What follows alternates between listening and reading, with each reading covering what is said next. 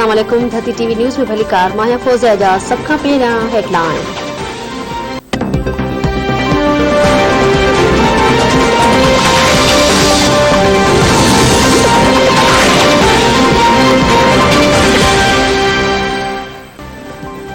Sindh assembly जो speaker आगा सराज दुरानी आमदनी खां वधीक असासन वारे नेब रेफरेंस में एहतसाब अदालत में पेश।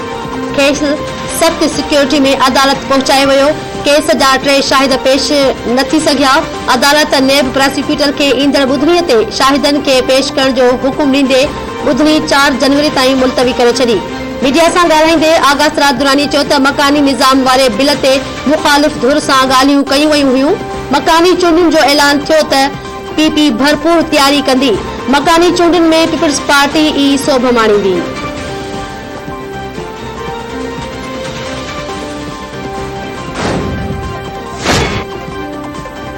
मुल्क जे मुख़्तलिफ़ शहरनि में गैस जो बहरान बरक़रार। गैस सिलेंडर ऐं काठियूं बि महांगी थी वयूं। LPG जे दुकाननि ते रश। शहरी महांगनि अघनि ते होटलुनि ते खाधो खाइण ते मजबूर।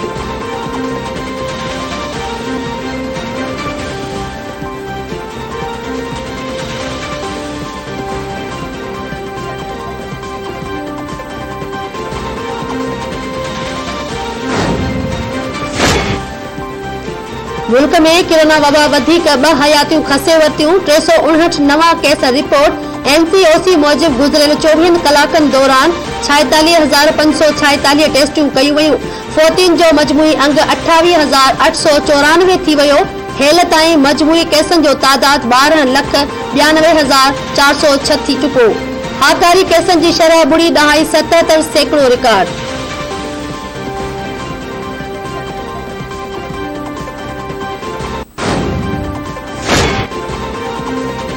अमेरिकी फेडरल ड्रग एडमिनिस्ट्रेशन कोरोना जी नई दवा जी मंजूरी ॾेई छॾी। मरीज़ खे पैक्सलोड गोरी 5 ॾींहनि ताईं ॾींहं में 2 भेरा इस्तेमाल करणी पवंदी। अमेरिका दवा ठाहींदड़ कंपनी सां $5 अरब 30 करोड़ जो मुआहिदो करे छॾियो।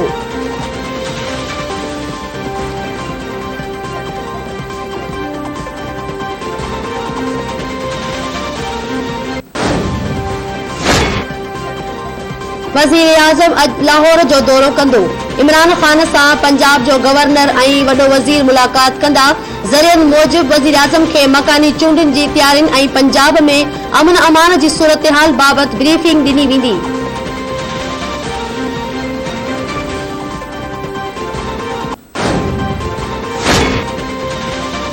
गॾियल क़ौमुनि जे सिक्योरिटी काउंसिल अफ़गानिस्तान लाइ इमदाद जो ठहराउ मंज़ूर करे वरितो। गॾियल क़ौमुनि में पाकिस्तान जे मुस्तक़िल नुमाइंदे मुनीर अकरम जो चवणु आहे त ठहराउ जी मंज़ूरीअ में वज़ीर आज़म जो विज़न अहम साबित थियो। उमीद आहे त ठहराउ बाद अफ़गानिस्तान जा मुंजमद कयल अकाउंट्स बहाल थी वेंदा। इमदाद गॾियल क़ौमुनि जे मातहत इदारनि ज़रिए अफ़गानिस्तान खे ॾिनी वेंदी।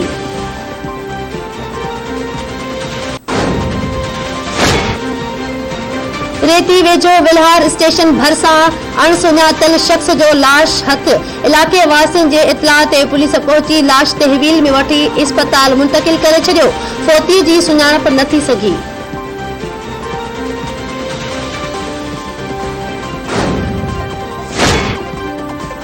लतीफ़ यूनिवर्सिटी खैरपुर जी पॉइंट बस मां शागिर्दियाणी खे अगवा करण जी कोशिश। मज़ामत ते 3 शागिर्द ज़ख़्मी। इस्पताल मुंतकिल। शागिर्दनि क़ौमी शाहराह ते धरणो हणी रोड ब्लॉक करे छॾियो।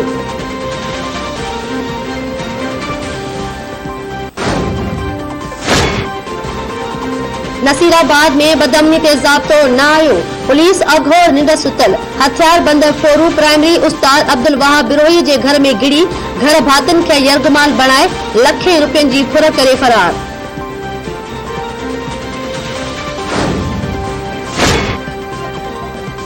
पखो भरिसां ॻोठ गुलो खान मुगेरी वासी उस्ताद 3 ॾींहनि खां पुरस्रार नमूने गुम। ॻोल्हा बावजूद महरम अली मुगेरी जो वारसनि खे को पतो पइजी न सघियो। सदमे में माउ खे बेहोशी जा दौरा।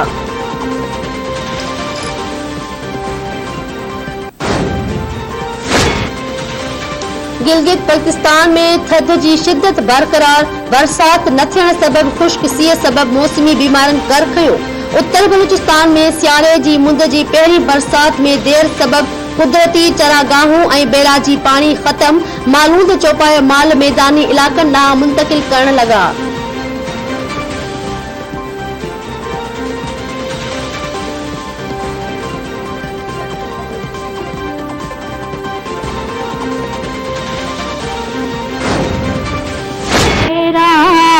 हक के शहीदों, तेरा है हक के शहीदों, वफा की तस्वीरों, तुम्हें वतन की हमारे सलाम कहती है। सदा अपने प्यार की जहां से मैंने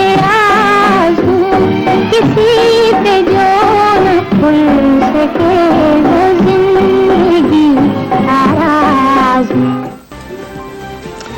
मलकई तरन नूरजहां खे मदाहन खां विछड़े 21 वरह विहामी विया। 995 फिल्मुनि लाइ गीत रिकॉर्ड कराईंदड़ अल्लाह रखी उर्फ नूरजहां उर्दू, सिंधी, पंजाबी, पश्तो, बंगाली ऐं अरबी ॿोलियुनि में 20,000 खां वधीक गीत ॻाए मौसीक़ी जी दुनिया में पाण खे अमर बणाए छॾियो। 1905 जे जंग में हर पासे संदसि मिली नगमनि जी गूंज हुई। नूरजहां फिल्म में बि अदाकारी जा जौहर ॾेखारिया। संदसि सदाबहार आवाज़ अॼु बि माण्हुनि जे दिलनि जी धड़कन बणियल।